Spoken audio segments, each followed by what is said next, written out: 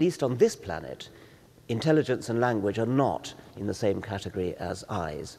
I wouldn't say that rules it out on other planets at all, but it perhaps is But it less... means it's something that it's hard to discover, if I could put it that way. It may be a bit hard to discover, yes.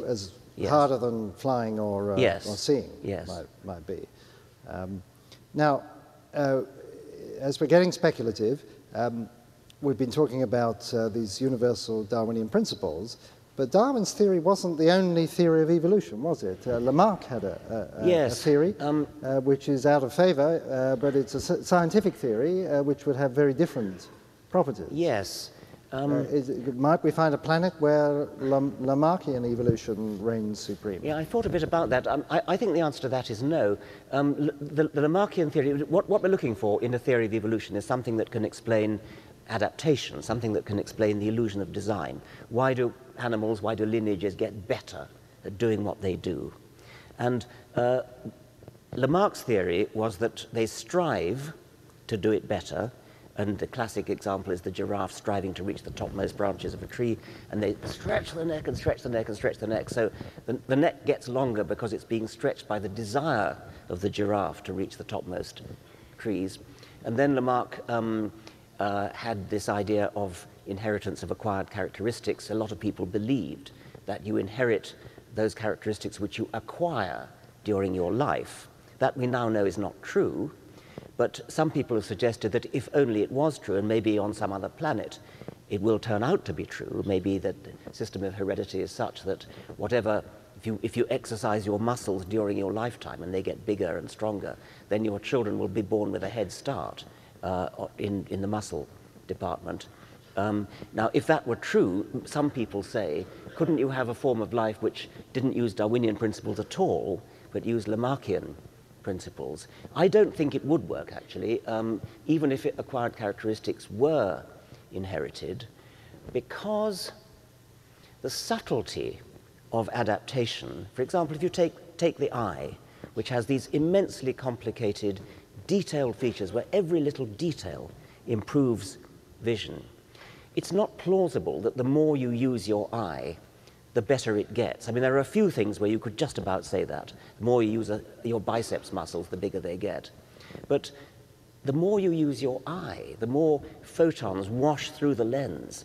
That doesn't make the lens get clearer. It's very hard to imagine a large number of features which will improve with the using. Whereas on the Darwinian principle, every little tiny detail, no matter how subtle, no matter how small, no matter how deeply buried inside the animal, anything that improves the way the eye works or the liver works or the spleen works, whatever it is, no matter how detailed, no matter how cryptic, no matter how concealed from the outside world it is, if it improves the chances of survival, that's good enough. Natural selection will grab the gene that made it. So I would be skeptical of Lamarckian evolution producing anything but extremely crude, possibly muscle-bound creatures. Now we're running out of time, and I think Lawrence is gesticulating, but I can't see because the lights are in my face, whether he's saying carry on or stop now. But according to my timing, we should be winding this up pretty soon. He's disappeared. Well, we might as well carry on.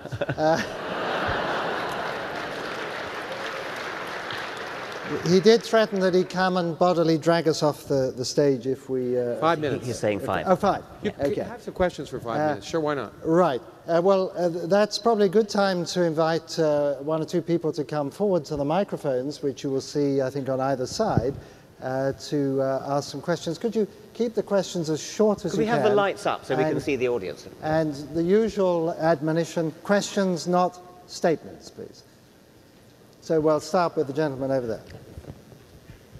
Sorry to move it away from biology somewhat, but I'd like to pose a question about your stance on religion, as we've seen in the God Delusion and various other programs and talks.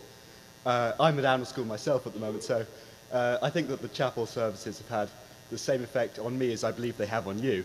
So I sympathise and I agree with you, but do you not think that possibly the way you've been putting across your point, it's almost aggressive. I know that you've been called... Yeah, no, I think, can we just keep it to that? Sorry. I think we got the point. Sorry, yes. Well, Richard, do you want to get drawn into this, or? Well, it has nothing to do with what we've been... I mean, I would prefer a question on the content of the presentation, in particular on the origins theme. Could we just put that one on one side for the moment and perhaps go over to here? Do we have a question on biology, on origin of life, origin of species? Don't worry. I was wondering if you, what your views on the last universal common ancestor is. Like, is it possible... Could you speak a bit louder? Your views on Luca, the last universal common ancestor. Is it possible that there might be more than one, like, originator of life, and maybe they competed? The last universal common ancestor is the common ancestor that all living creatures today can look back on as our shared ancestor. It is not the same, or probably not the same, as the first living thing of all. So you could imagine that the first living thing of all had offspring and maybe quite a lot of branched descendants, but all of those have died out, and we, by which I mean every living creature alive today, traces back to Luca, the last universal common ancestor, which lived maybe 500 million years later than the very first organism of all. Well, I suppose the interest of that question is whether life originated, one part of the interest is life could have originated more than once. There could be more than one entirely independent origin of life. If you look at every creature that's ever been looked at so far, we have an enormous amount in common. We all use either DNA or RNA as our genetic system. Above all, we all have the same genetic code, almost literally the same, with one or two tiny differences which translate the sequence of base pairs into amino acids. Now that suggests that we are all descended from one common ancestor, but it does not rule out the possibility that there were different origins of life, and Paul is the leading champion of the idea that there may even still be descendants of independent origins of life, which might have completely different genetic code, for example. And he makes the very reasonable point that nobody's looking for them. And it may be that if you look hard enough, you may find a totally different kind of, maybe something like a bacterium, which uses a totally different machine code indicating a completely independent origin of life. Okay, thank you. We'll take a question on the right here. Yes. What if, in fact, we find that there is intelligent life on other planets? Has been documented in even that there are 14 planets with human life, but they in fact are hiding from us because they feel we are not acting in a very intelligent manner, rather than reaching. Okay, thank you. I mean, yes. Not to make you think that I'm that weird life form that may appear. I find it entirely plausible, but I've nothing to add to this amusing suggestion. We probably have time for only one more question, and so I'll take that from this side. Could you please comment on epigenetics? Just very interested in understanding what your feeling is on that and the switching on and switching off of genes and how that might relate to Darwin's theory.